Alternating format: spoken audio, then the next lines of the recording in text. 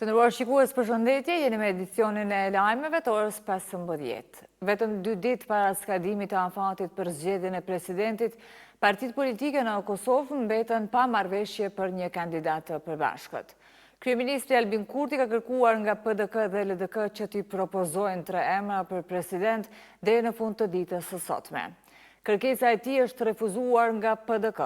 Kryetari Bedri Hamza ka akuzuar Kurtin për manovra politike dhe mungesë serioziteti në këtë proces, ndërsa LDK është shprehur e rezervuar duke lënë të hapur mundësinë për konsensus. Nga ana tjetër, AAK e cilëson propozimin e vonuar. Nëse nuk gjendet një zgjidhje, deri të martën vendi do të shkojë në zgjedhje të reja. Komandanti i Forcës së Sigurisë së Kosovës, General-Lejtnant Bashkim Jashari, ka dërguar një ekip të FSK-s në Gaza për realizimin e përgatitjes të zonës ku pritet të operojë kontingjenti i FSK-s. Gjatë vizitës, ekipi po kryen vlerësimin paraprak dhe koordinimin e aktiviteteve për dislokimin e trupave në kuadër të misionit paqëruajtës të forcave stabilizuese ndërkombëtare në Gaza.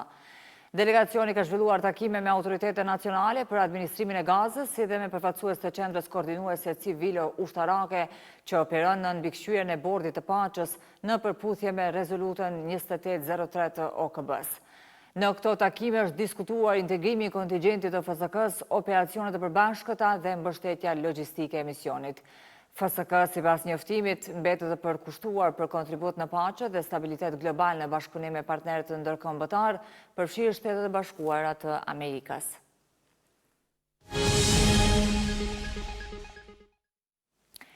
Presidenti Trump dhe zonja e parë Melanie u evakuan me urgjencë nga darka shoqatës së korrespondentëve në Washington, pasi një person i armatosur hapi zjarr pranë vendit të ngjarjes. Sulmuesi qëlloi drejt një agenti të shërbimit sekret në hotelin Washington Hilton, por ai shpëtoi falje lekut antiplomb dhe është në gjendje të mirë. I dyshuari u arrestua ndërsa autoritetet po hetojnë motivin, mes dyshimeve se presidenti mund të ketë qenë shënjestër.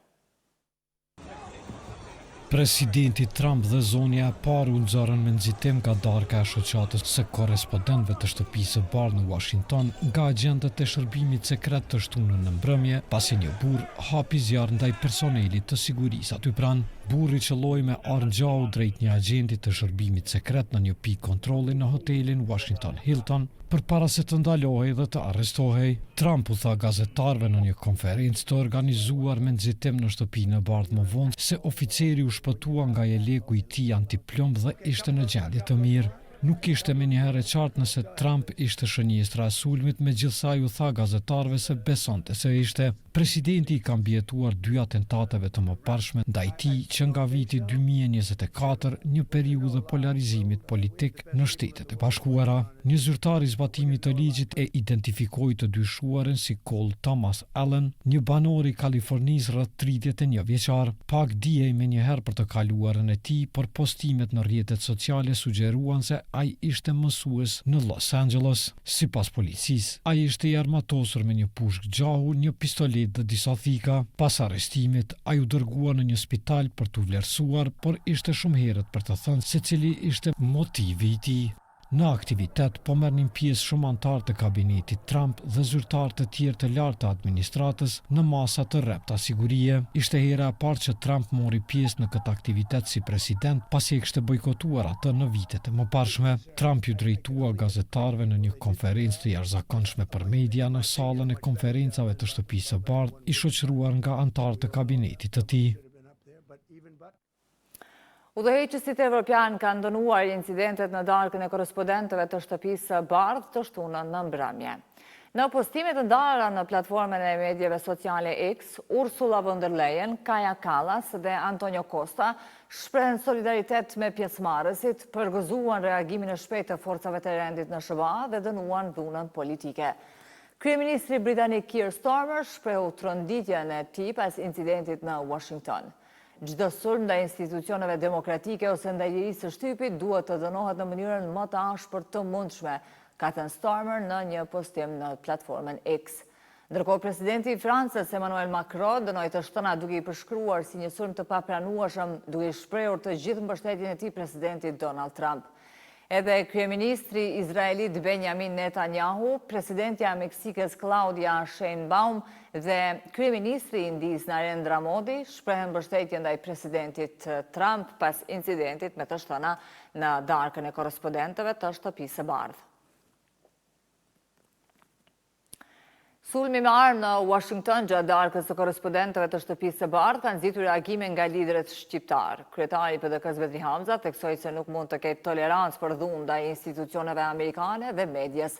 Kryetaria AK-s Ramush Haradinaj shkroi se Kosova qëndron partnere për herë në fakt krah institucioneve të sigurisë së Amerikës dhe popullit amerikan. Reagime dënuese pati edhe nga kryeministri i Shqipërisë Edi Rama dhe nga ish-presidentja Vjosa Osmani. I dyshuari për sulmin është arrestuar, ndërsa autoritetet amerikane po vazhdojnë hetimet.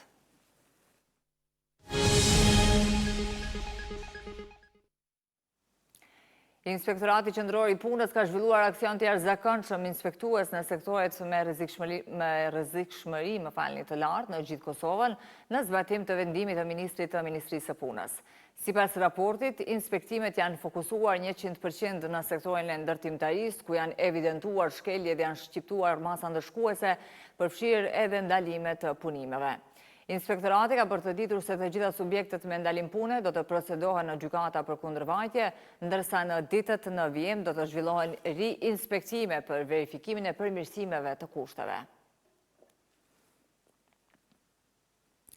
Ministria e Industrisë ka publikuar çmimet maksimale të derivateve për sot e nesër. Sipas vendimit, nafta do të shitet deri në 1,66 euro për litër, benzina 1,44 euro, ndërsa gazi me 0,86 euro për litër. Policia në Firizaj ka arrestuar një person të dyshuar për disa raste të veprës penale vjedhje e rënd, të kryera në qytet dhe fshatra përreth gjatë periudhës të muajit nëntor të vitit të kaluar deri në muajin prill të vitit 2026. I dyshuari është ndaluar për 48 orë, ndërsa hetimet po vazhdojnë me urdhër të prokurorit.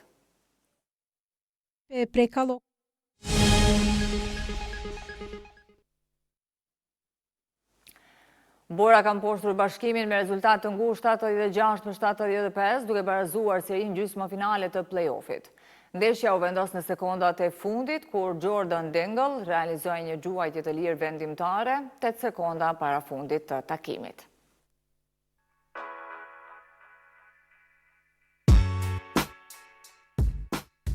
Bora ka barazuar serinë gjysmëfinale të play-offit në elitën e basketbollit kosovar, pasi ka shënuar fitore dramatike ndaj bashkimit me rezultat 76-75.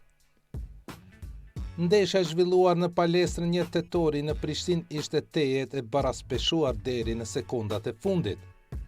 Vendimtare rezultoi faza përmbyllëse e takimit, kur Jordan Dingle mori përgjegjësinë në momentet kyçe. 8 sekonda para fundit, me rezultatin e barabartë 75-75, Dingle fitoi 2 gjuajtje të lira. Ai realizoi vetëm njërin prej tyre, duke kaluar borën e përsi minimale 76-75. Në aksionin e fundit, bashkimi nuk arriti të shënoj, duke I lënë fitoren skuadrës vendase. Pavarësisht se ishte vendimtar në fund, Dingle e mbylli ndeshjen me 4 pikë dhe 1 asistim. Më I dalluarit e Bora ishte kapiteni Amin Hot me 18 pikë, 3 asistime dhe 2 kërcime. Me 18 pikë kontribuoi edhe Alex Hunter, ndërsa Shekuan Jules shtoi 10 pikë tjera. Te bashkimi, më efikasët ishin Jalen Riley me 15 pikë, 5 kërcime, 4 asistime, si dhe Lejson Zeqiri me 12 pikë, 7 kërcime dhe 2 asistime. Me këtë fitore, Bora barazon serinë gjysmëfinale në 1-1. Ndeshjen e parë kishte fituar bashkimi me rezultatin 73-70 në palestrën Sezai Surroi në Prizren. Sfida tretë do të zhvillohet të mërkurën brëma në Prizren, ku njëra nga skuadra do të marrë avantazhin në garën për finalen. Kujtojmë se skuadra që arrin 3 fitore siguron kualifikimin tutje.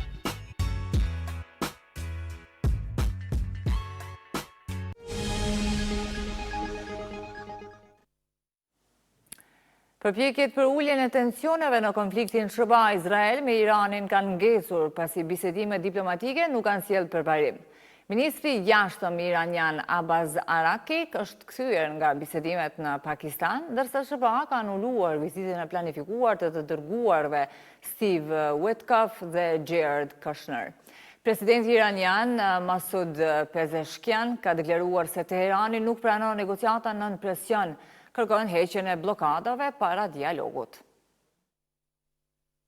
Shpresat për një përparim diplomatik në luftën SBA-Izrael me Iranin u zbehan të dielën, ndërsa përpjekjet për të ringjallur bisedimet ngecën pasi si Teherani, ashtu edhe Washingtoni treguan pak shenja zbutjeje të qëndrimeve të tyre. Ministri i jashtëm iranian Abbas Araqi u kthye në lindjen e mesme nga bisedimet e ndërmjetësimit në Pakistan gjatë fundjavës, ndërsa presidenti amerikan Donald Trump anuloi një vizitë të planifikuar në Islamabad nga të dërguarit e tij Steve Witkoff dhe Jared Kushner.